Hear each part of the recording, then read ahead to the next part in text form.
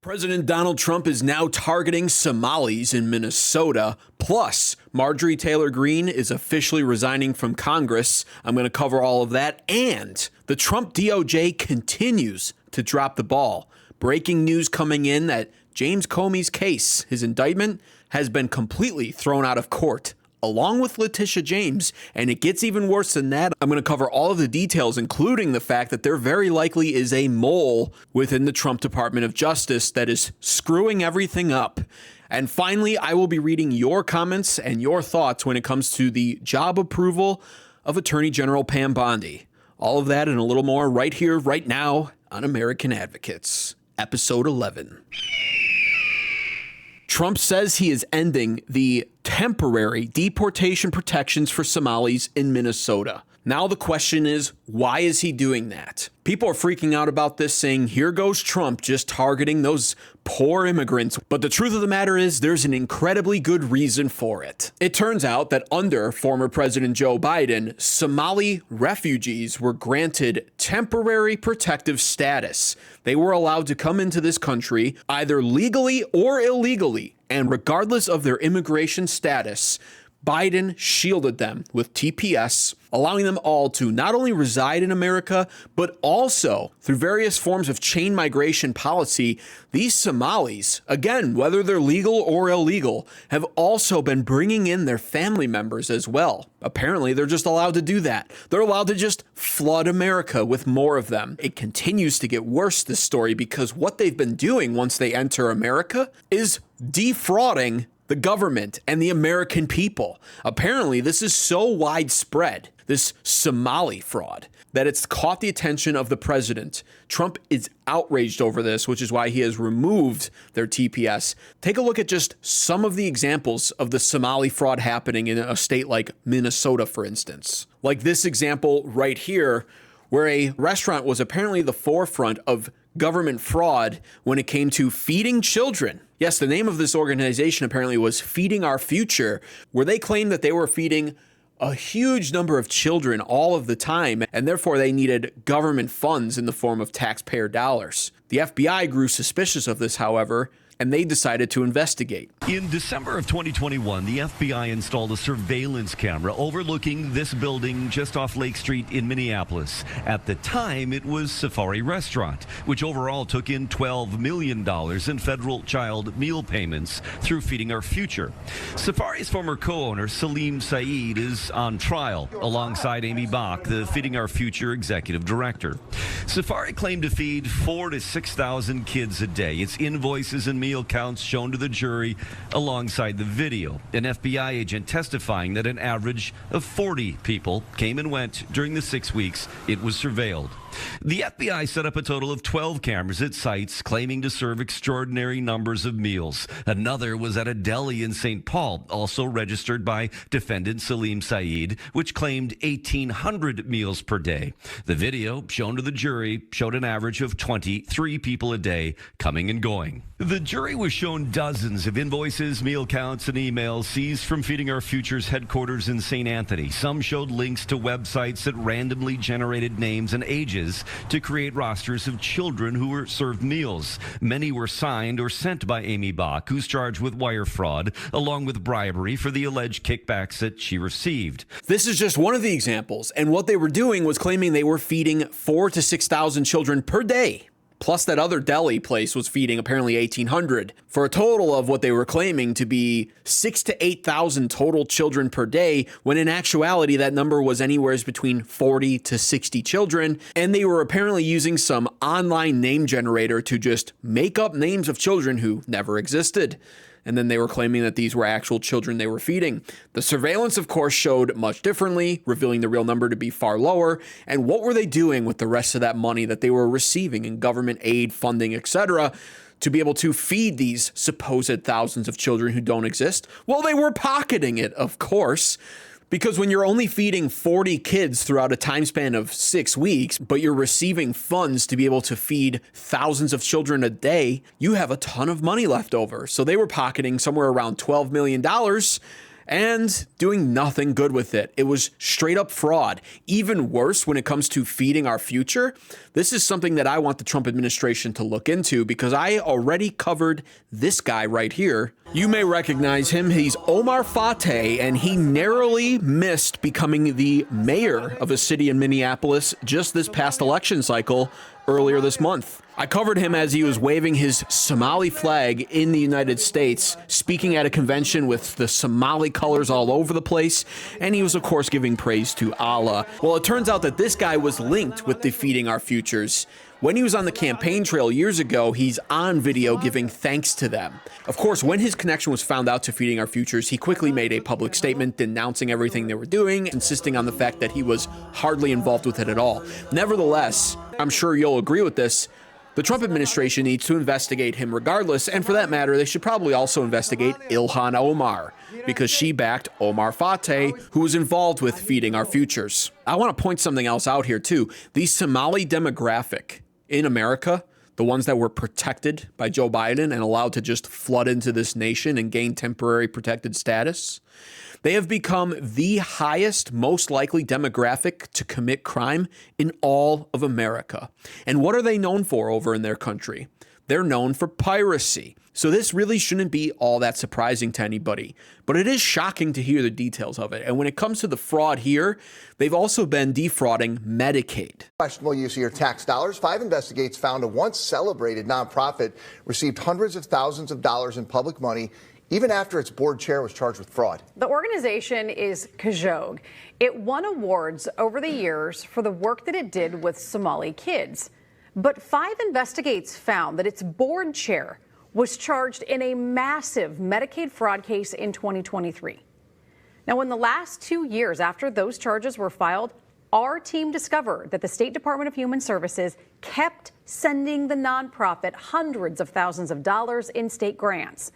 We brought our findings to Republican State Representative Isaac Schultz. Here's an excellent breakdown from Will Cain on Fox when it comes to the Somalis defrauding Medicaid. That is Minnesota's Medicaid Housing Stabilization Services. Now, this was created to help seniors, addicts, and others find housing, but the criteria to enter this program was incredibly loose and therefore easy to take advantage of. It's led to fraud and costs absolutely exploding. Just 5 years ago, in 2020, costs for this program were $2.6 million. 4 years later, by 2024, cost had been over $100 million, 104.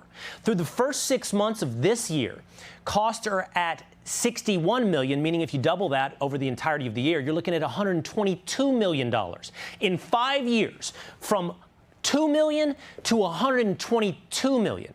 Now, why? 6 people are accused of defrauding HSS, and they're members of the Somali community. Do you see why President Donald Trump got reelected now? That is taxpayer money. That is massive fraud occurring. That is Americans being cast aside in favor of Somalis who are literally defrauding the government. This is the problem that America is facing when it comes to our immigration policy and us being so nice to everybody all around the world. Trump was voted in on a mandate, and probably his number one mandate being immigration reform via deportations and closed borders.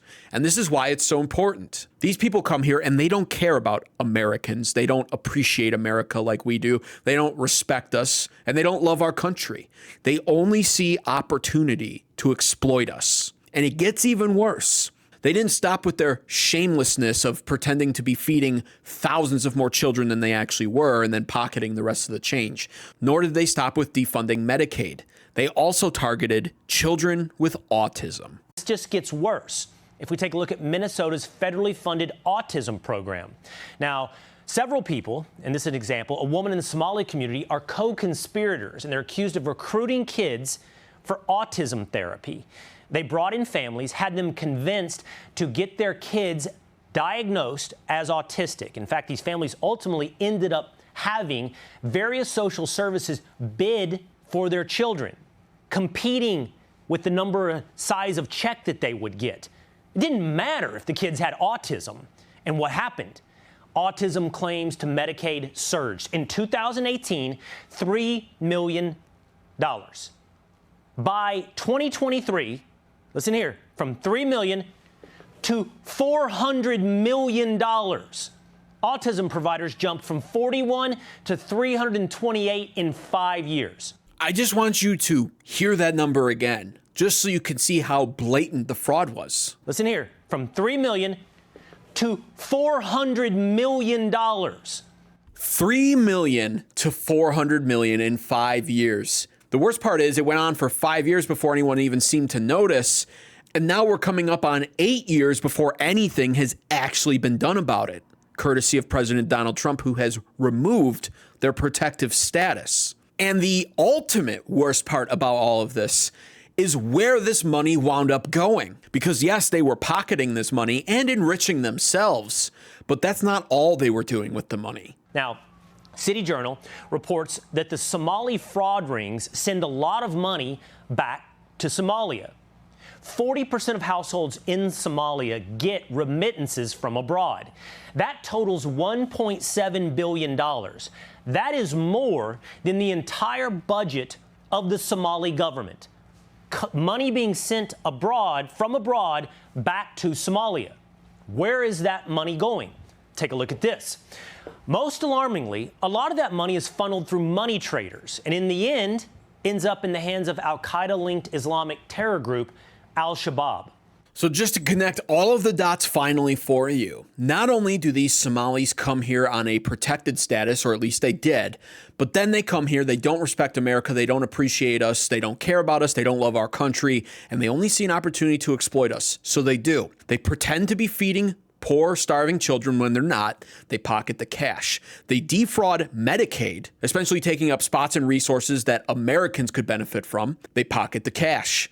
And then they take advantage of children with autism and create false cases of that, encouraging their own children to be diagnosed with autism so they can once again pocket the cash. And after that, when they're done defrauding America, they not only enrich themselves, but they send over large portions of that money back home to Somalia, which then goes towards funding terrorist organizations, our enemy.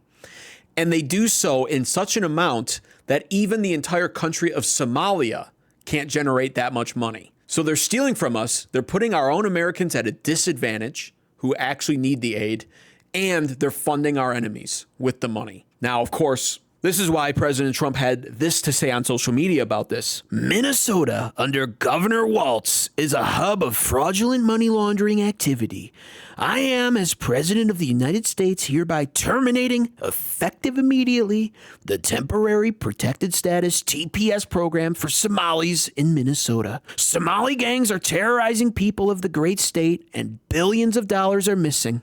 Send them back to where they came from. It's over. President DJT. And yeah, it's happening right under Governor Tim Walz's nose. Surprise, surprise. This man wanted to be the vice president of this country, and he can't even run his state without allowing massive fraud and corruption. Even less shocking, though, is his response to President Donald Trump stripping Somalis of their protected status, saying, "It's not surprising that the president has chosen to broadly target an entire community. This is what he does to change the subject." Give me a break.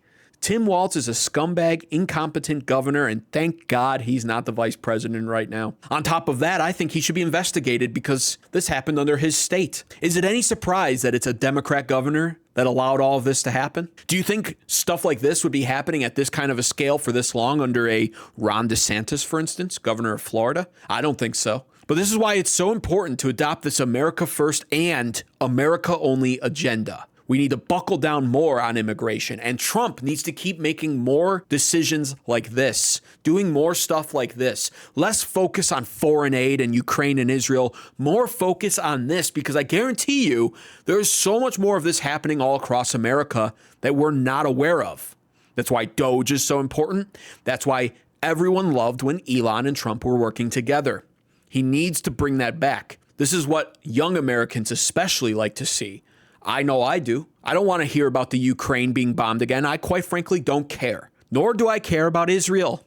I just don't. I don't plan on ever visiting or living there. I live in America and I love this country and I love my fellow Americans.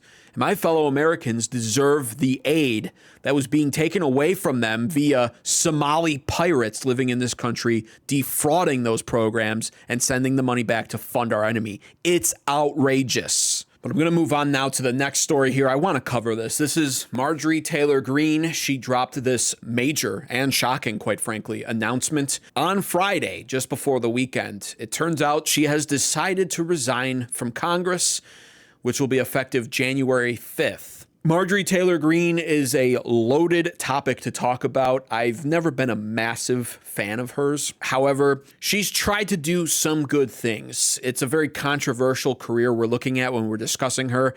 In my opinion, she's been very wishy-washy.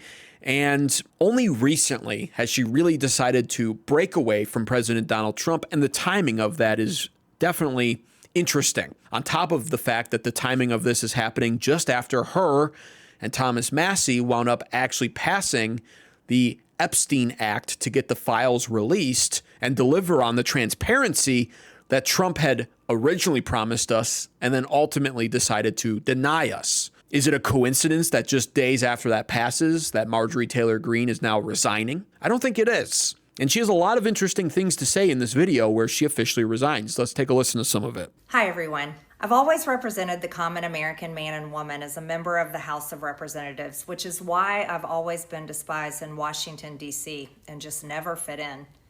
Americans are used by the political industrial complex of both political parties, election cycle after election cycle, in order to elect whichever side can convince Americans to hate the other side more. And the results are always the same. No matter which way the political pendulum swings, Republican or Democrat, nothing ever gets better for the common American man or woman. The debt goes higher, corporate and global interests remain Washington's sweethearts, American jobs continue to be replaced, whether it's by illegal labor or legal labor by visas or just shipped overseas. Small businesses continue to be swallowed by big corporations. Americans' hard-earned tax dollars always fund foreign wars, foreign aid, and foreign interest, and the spending power of the dollar continues to decline. The average American family can no longer survive on a single breadwinner's income, as both parents have to work in order to simply survive. And today, many in my children's generation feel hopeless for their future and don't think they will ever realize the American dream. And that breaks my heart. She says a lot of great stuff in this speech, which is why I'm playing it, because regardless of my thoughts on her career as a congresswoman, regardless of the accomplishments or lack thereof that she's achieved throughout that time, lately she's been on the ball. And that's why I have my own thoughts and opinions on all of this. Specifically, the opinion of the fact that lately, the things that she's broken from Trump on have been the correct things to take a stance on. Trump, for whatever reason, has adopted this H-1B visa policy that comes with a mixed bag of opinions when it comes to the American people.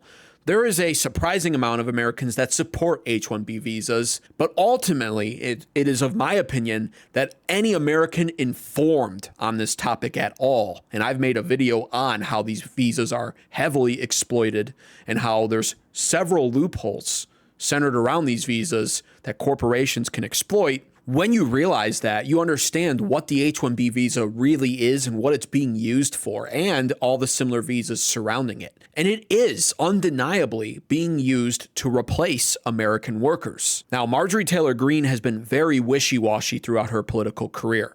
She was originally for H-1B visas. Lately, she decided to be against them. She was originally supportive of Israel. Lately, she's decided we should not be funding them. And she's bounced back and forth on a lot of that stuff, with one of her actual consistencies actually being her stance on the Epstein files. That she has stood firm on for the entirety of her time in Congress. She was actually one of the few voices raising concerns over the Epstein file release during the Biden presidency. You know, that time period where Democrats didn't give a flying about the release of the Epstein files at all and only decided to recently care about them? Surprise, surprise, coincidence when Trump was voted in as president again? Now it's a big issue once more, but we went 4 years without hearing so much as a peep from Democrats about it. Marjorie was one of the only people taking a stand and demanding their release and transparency. So she has stood firm on this Epstein situation, and it was ultimately, in my opinion, the main catalyst for breaking her apart from Trump and the MAGA movement. She's been one of Trump's most vocal supporters, actually, throughout her career up until recently. I ran for Congress in 2020 and have fought every single day believing that Make America Great Again meant America first. I have one of the most conservative voting records in Congress, defending the First Amendment, Second Amendment, unborn babies, because I believe God creates life at conception, and I love to fight for the little guy. Strong, safe borders, I have fought hard for that. I've fought against COVID tyrannical insanity and mandated mass vaccinations, and I've never voted to fund foreign wars with your hard-earned tax dollars. However, with almost 1 year into our majority, the legislature has been mostly sidelined. We endured an 8-week shutdown, wrongly, resulting in the House not working for the entire time, and we are entering campaign season, which means all courage leaves and only safe campaign re-election mode is turned on in the House of Representatives. Another great point, and what is so frustrating about all of this, especially to the youth. Marjorie Taylor Greene recently has done a phenomenal job representing the voice of the youth. And there's a big divide even on this channel here. My mostly boomer audience clearly doesn't like my criticism of Trump. And why is that? It's because the majority of boomers already own a home, possibly a second vacation home. They've already had years to build wealth off of a stellar economy that they ultimately chose to ruin for us. And on top of that, the stock market is overall performing phenomenally, which of course the boomers have their 401ks tied to. So the boomers literally see the news much differently. They don't care about Epstein. They never did. It's the youth that cares about Epstein. The boomers literally want to retire, enjoy their Social Security benefits, and eventually just hit the deceased line without a single care in the world. Meanwhile, the youth are looking at the world around them and realizing, I can barely pay my rent if I'm even renting at all. I might still be living at my parents' house if I'm young. On top of that, I'll never own a home. It's just not a good investment, and I'm literally priced out of the market. And the stock market going up means nothing to me. I have no extra capital to invest in it to begin with. I can't even find a job, let alone one that comes with a nice 401k that will be invested in the market on my behalf. And so that's the split right now. Marjorie Taylor Greene is literally one of a few Republican politicians that actually sees that. Hence why she started off the address stating that many young people have come to the conclusion that they will not experience the American dream ever. And that is sadly true if nothing changes. And to follow up on what she just said right here, nothing is going to change, it seems, because like she said, we're now entering midterm campaign season, which means courage goes out the window. You cannot make controversial and risky decisions inside of 1 year to the midterm elections, because while the American voter's memory is bad, it's not bad enough to forget stuff in just 10 months. So now it's going to be all safe decisions. Trump's agenda will not be fulfilled. And if Republicans lose the House in 2026, Trump's last 2 years will essentially be fruitless, turning him into a lame duck president, actually, because he will spend the last 2 years of his presidency fighting to maintain his presidency.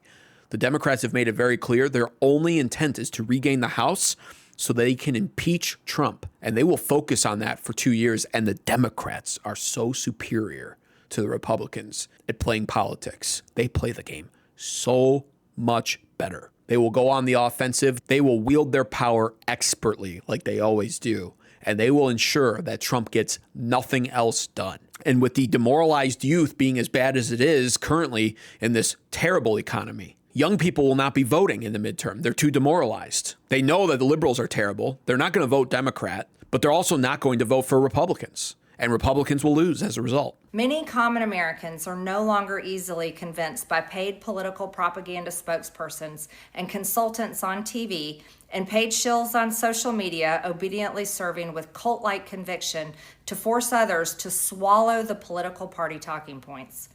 Because they know how much credit card debt they have, they know how much their bills have gone up over the past 5 years. They actually do their own grocery shopping and no food costs too much. Their rent has increasingly gone up and up. They have been outbid by corporate asset managers too many times when they put in an offer to buy a house. They have been laid off after being forced to train their visa holding replacement. The college degree they were told to earn only left them in debt with no big six-figure salary. They see more homeless people than ever on their own community streets. They can't afford health insurance or practically any insurance, and they just aren't stupid. These are the people I represent and love because that is who all of my family and friends are, common Americans. That is the part of the video that makes me just so pissed at how all of this has unfolded. And you know, I gotta say this, President Donald Trump really turned on Marjorie Taylor Greene this year, and it had to do with two main topics. I actually think mostly it had to do with the fact that she defied President Donald Trump when it came to the Epstein files. Combine her with Thomas Massie, and they got that fulfilled on behalf of the American people. And for whatever reason, I'm sure we'll find out more info as time goes on, President Donald Trump was just hell-bent on not releasing those files. And it's mind-numbing to me. But she was one of Trump's biggest supporters throughout her career. She ultimately became a deciding vote in preventing an impeachment of him, and so much more. She's pushed the MAGA agenda as far as she can. And like I said, she's been wishy-washy. In the past, she supported H-1B visas because in her private life, she owns a construction company, so she likes H-1B visa holders. That's just the truth. She also originally started off her career supporting Israel. She's flipped on that too. And I think what it is it looks wishy-washy, and perhaps it is, but it's also what you kind of expect out of a politician. Her original opinions on these two issues weren't popular with people. So what did she do? She decided as a representative to switch them so she could better represent Americans. That is something I want to see more of my congressmen and congresswomen do, not less of it. Instead, you get these politicians who for years dig their heels into the ground after receiving feedback and criticism from the American people and literally just state the, well, the government knows best message. Trump's doing it now with H-1B visas. We've had Joe Biden do the same thing, dig his heels in on unpopular topics and just remind the American people that the government knows best. Trump did it in his first term to a degree as well. Obama did it a lot too. And so it's tiresome as an American voter and citizen to have our politicians disregard our opinion in a condescending way that reminds us that we just don't know what's best for ourselves, but daddy government sure does. We need more people with messaging like Marjorie Taylor Greene and with the flexibility to switch their personal opinions to better represent the American people. Because believe it or not, Marjorie Taylor Greene's an example of this. All politicians, in fact, are not elected to their positions to push their own opinions. They're put there on behalf of the American people to represent us. And that's what's been forgotten in American politics. In fact, Republicans especially are guilty of this because they no longer fear their own constituents. They don't fear the voters. And why? It's because Republicans know that the voters view them as the less worse option. That's what this comes down to. Essentially, these Republican politicians think to themselves, well, this opinion of mine I know is not all that popular, but at the end of the day, I'm not a Democrat, and Democrats are evil. And so the voters are going to vote for me anyway because I'm just the least worst option. But the problem is the youth is openly identifying this issue and rebelling against it. Many far-right young conservatives are now stating in active rebellion that they just simply won't vote for Republicans. They won't vote for a Democrat, but if they don't vote for a Republican and plenty of Democrats turn out motivated to vote, then Republicans are going to lose. And rightfully so.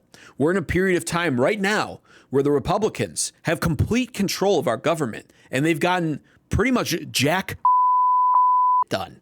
They passed the big, beautiful bill, and that's it. Congress went on vacation early to avoid releasing the Epstein files. Then the government was shut down. And now, just like she said, we're in election campaign season already. So only safe decisions will be made. Only the safest of legislation will be passed. Everyone's worried about being too controversial. So the agenda will not be fulfilled. And as a result, Republicans deserve to lose. And I'm going to tell you right now, I hope they do. I really do. I hope they lose the midterms because I'm sick to my stomach over this lackluster year that I've seen out of my Republican Party. They're pathetic and weak and incompetent. Mike Johnson should be ashamed of himself. So should all of Congress. My voting record has been solidly with my party and the president. Loyalty should be a two-way street, and we should be able to vote our conscience and represent our district's interests because our job title is literally representative. America first should mean America first and only Americans first, with no other foreign country ever being attached to America first in our halls of government. With any politician, it's hard to know what's genuine and what isn't. The timing of all of this is interesting, like I said. She's resigning from Congress just days after her and Thomas Massie lead the charge on getting the Epstein files released, days after President Donald Trump decides to spend millions on an anti-campaign against her to ultimately try to primary her in Georgia and replace her over this. Also, she's one of a few, very few, politicians who aren't funded by AIPAC. She has taken $0 of AIPAC money. That is, of course, a Jewish coalition. So that's also interesting. And then on top of it, she is resigning January 5th, which will mark 5 years and 3 days since she took office. And coincidentally, you have to have at least served for 5 years before you can claim a lifelong government-funded pension. So some of this is clearly planned out. Like I said, she has been very wishy-washy, but that nevertheless doesn't mean that everything she just said in this resignation video is spot on when it comes to the problems currently in our American political system. And it's problems that have not gotten better under the Republican Party. We've been told for so long, there's always problems because of Democrats. It's always the Democrats that are holding us up. What's the excuse now? Democrats don't have control of the House, the Senate. They don't even have control of the Supreme Court. It's all Republican majority. And yet nothing has gotten done except the big, beautiful bill. And we'll have to even see how effective that is to begin with. Trump has signed something like 200-something executive orders this year. How many of those have been codified by Congress? What are they doing? Thomas Massie would respond to Marjorie Taylor Greene resigning with a tweet stating, "I'm sad to see one of my best friends, Marjorie Taylor Greene, leave Congress. She was one of the brave few who fought with me to release the Epstein files. The threats against us have been insane.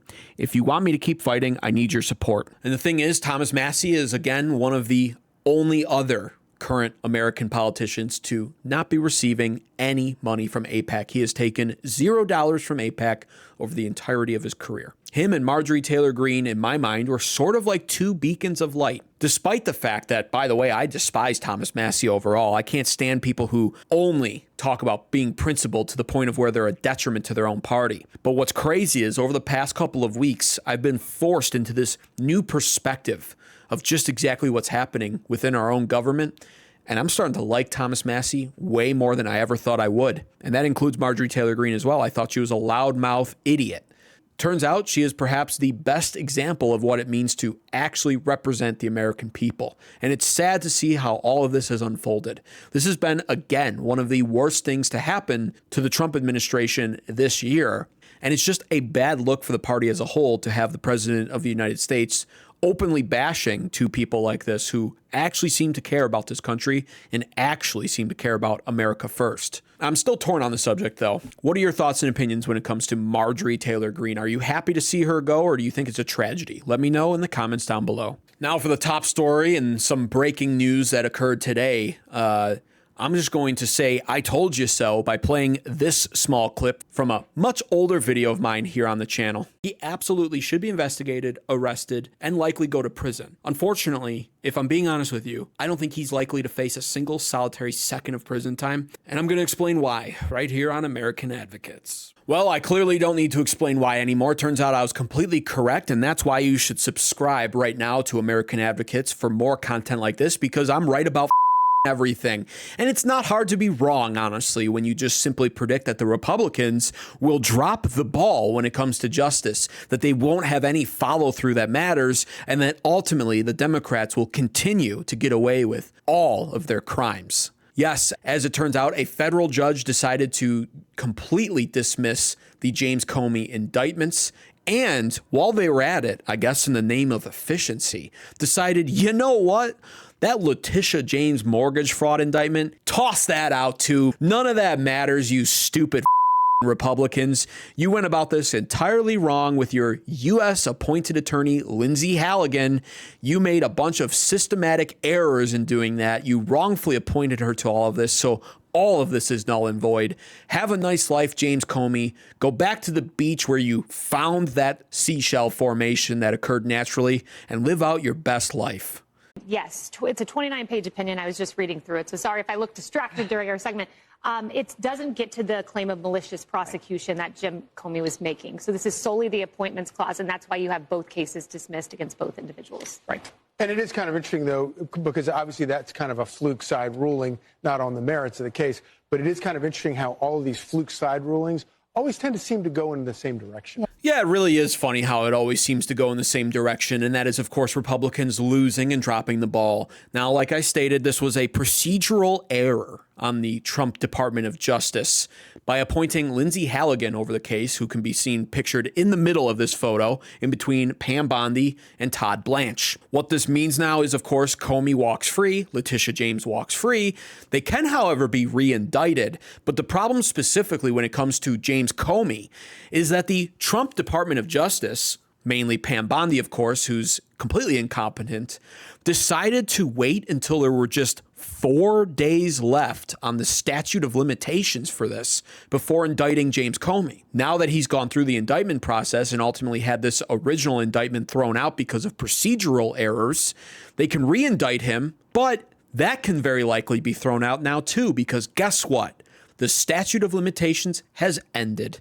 The Trump Department of Justice had their chance, and they blew it. And it gets even worse than that, because the ultimate top story of today's episode is that there is possibly a mole in the Trump Department of Justice. And I got to emphasize the word possibly. I'm not trying to be a conspiracy theorist here, but there's a lot of shady stuff happening internally there. And this photo right here actually might contain the person who's the mole. And no, it's not actually Lindsey Halligan pictured in the middle, nor is it actually Pam Bondi, who is the ultimate do-nothing attorney general. But it very likely could be Todd Blanche. Now, some people are going to cry that I'm using Gateway Pundit as a source, especially if they're a liberal viewer. You know, that's a far-right source, right? They're completely unreliable. Well, I'm going to use it anyway because it's revealing what could be a very interesting story if it's true. A federal grand jury in Maryland is investigating whether Department of Justice official Ed Martin and Federal Housing Director Bill Pulte improperly appointed individuals to assist in investigating mortgage fraud allegations against Adam Schiff and others. According to MS Now, formerly MSNBC, Deputy Attorney General Todd Blanche is overseeing the investigation. According to two sources, Democrat Senator Adam Schiff is under investigation for mortgage fraud, specifically occupancy fraud. The criminal referral submitted to the DOJ by Housing Director Bill Pulte accused Schiff of falsifying bank documents and property records over a period of 16 years in order to score more favorable mortgage terms and rates. And so the Trump DOJ is literally holding up the Trump DOJ. Todd Blanche, rather than assisting Ed Martin and Bill Pulte into this Adam Schiff mortgage fraud investigation, has decided that he should investigate Ed Martin and Bill Pulte because they might not be doing everything by the book. And I gotta say this. Do you think when Democrats have power like this that they're concerned about doing everything by the book? The answer is, of course not. That's how they managed to get these trumped up charges on President Donald Trump. 34 felonies. You have to hear the Democrats always tout out. All bullshit felonies, by the way. And that's what the Democrats do. And they play the game so well. But when the shoe's on the other foot and it comes to the Republicans, what do? They get in each other's way constantly. And what is Todd Blanche doing? I mean, so much has gone wrong with the Trump Department of Justice. The James Comey incident. Why did the statute of limitations nearly expire on that? Do you know why they indicted James Comey and got him for lying to Congress? It wasn't because Pam Bondi or Todd Blanche decided we need to do something now before the limitations run out. It was because someone tipped off President Donald Trump at the time and told him, hey, you want to get Comey, right? Statute of limitations is running out in 4 days. Your DOJ has done nothing. And Trump went off on social media about this. And then you see the indictment for lying to Congress on Comey brought. Of course, he was allowed to walk into the courtroom as a free man and leave, by the way, after entering a plea. And now it's been tossed out anyway. Surprise, surprise. But then on top of it, Letitia James thrown out.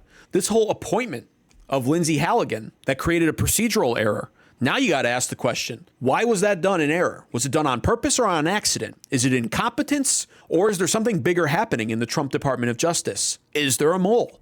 Could that mole be Todd Blanche? Why else would he be going after Trump's own people who are trying to bring justice on behalf of the American people? Why else is this happening? No wonder they can't fucking get anything done, though. And then to make matters worse, at least according to this poll here, which is a small sample size of 510 votes I put up on my community page, should Trump fire Pam Bondi, who's overseeing this entire disaster of a Trump Department of Justice, by the way? Only 39% of voters currently say yes, 290 days and no arrests, while 61% of people who voted on this insist that she's doing an amazing job. I kid you not. So I made this community post and I stated, hey, leave your comments down below on Pam Bondi's job as the Attorney General. If you're going to defend her, leave a comment. If you think she's done a terrible job, leave a comment. And I'll discuss it all on my YouTube channel on a video. And that's what I'm about to do right here. And I haven't taken the time to read any of them yet. So I'm going to read them through and see what people are saying about this. Thanoyer says, Pam would just be replaced by another drone, so what's the point? User Thanoyer also says, it's a case of the blind leading the deaf. That's actually a solid point right there. Pam Bondi is blind, and Trump has been very tone deaf lately. We have Mike Furby 9090. Yes, get someone that's going to start arresting these scumbag traitors instead of talking about it. Agreed. Sith Lord 7282. Time for her to go. She's had long enough to produce results. All she's done is offer excuses. Robert Cummins 7739. They are colluding together. This is obvious. She has undermined the office she holds. Government is for the people, not a wannabe dictator or corporations. That statement, I, at this point, couldn't agree with more. I genuinely think that this is deliberate incompetence on Pam Bondi's part, and I think she's complicit at this point. And if it turns out that Todd Blanche is actively working against the interests of the Trump administration, he's Pam Bondi's deputy attorney general. He reports directly to her. This is not good. And this is why Trump's approval rating with the youth is plummeting. The youth were promised a dictator.